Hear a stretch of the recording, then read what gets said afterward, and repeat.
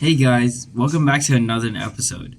Today we'll be going over the history of banking, an institution that revolves around the currency.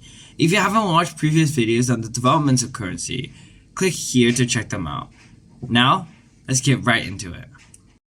Before we talk about how banking was developed, let's first discuss what a bank actually is.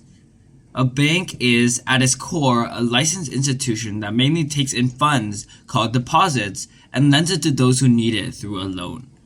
Banks are a service that connect depositors and borrowers to each other. Nowadays, banks are the center of our economy, with it being the major source of consumer loans, which increase spending, but also loans for businesses that promote growth. So how did banks become such a crucial institution? Let's start from the beginning.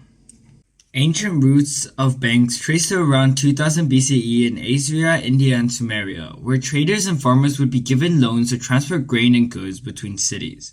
In ancient Greece and the Roman Empire, temples would also have lenders that would give loans, as well as accept deposits.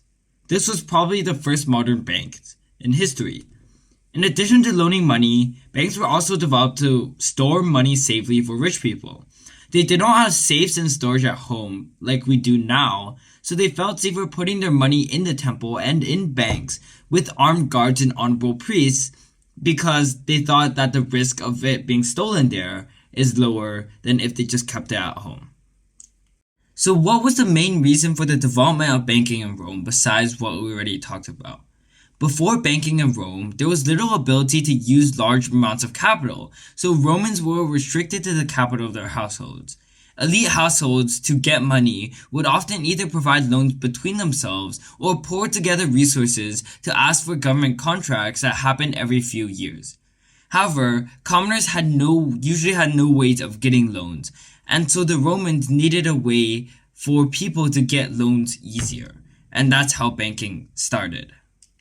The Romans were the first to make banks a separate building and district apart from the temples that loaned money. They also made important developments to how banks function that would be continued in future institutions. For example, Julius Caesar changed banking laws to allow the taking of land as a safeguard for payments. This changed the power dynamic where previously powerful noblemen would avoid debt and pass it on to the descendants because there was no way to take the money off of them. Now, loaners were able to prevent this by legally seizing land, enslaving, or harming borrowers if they did not pay. And so this created a safeguard for these loaners to try to get back the money that they borrowed to other people. There were four main types of banks in ancient Rome. The first was the originated, a group of people supervised by the government to carry out actions such as providing loans, holding money, and most importantly, their primary goal was actually to exchange foreign currency for Roman currency for ease of travel and trade. The second type was the mansari. Mainly used during times of conflict and stress, the goal was to help overcome social distress and commoners' debt and economic hardships.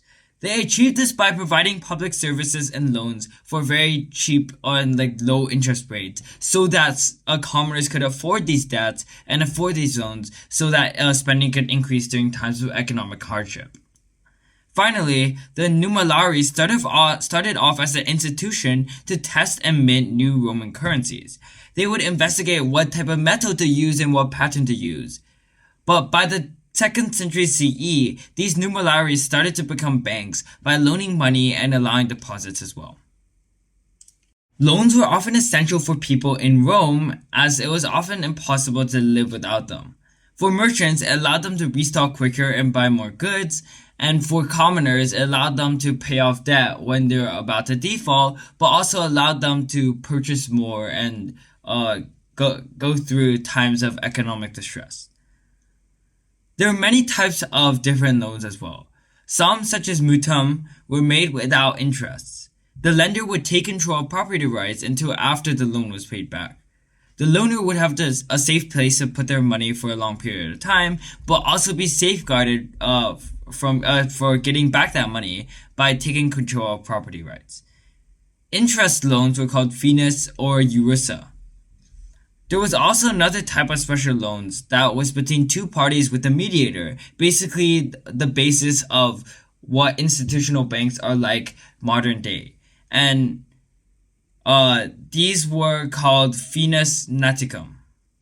The first banks in Rome and the banking institutions carried on to influence future institutions. For example, the papal bankers in the Holy Roman Empires and bankers during the Crusades. Banking as an institution developed alongside currencies as it was essential in most places. The next video will be tracing the continued development of banking as an institution to support merchants to perform long-distance trading that may have been more risky. See you then.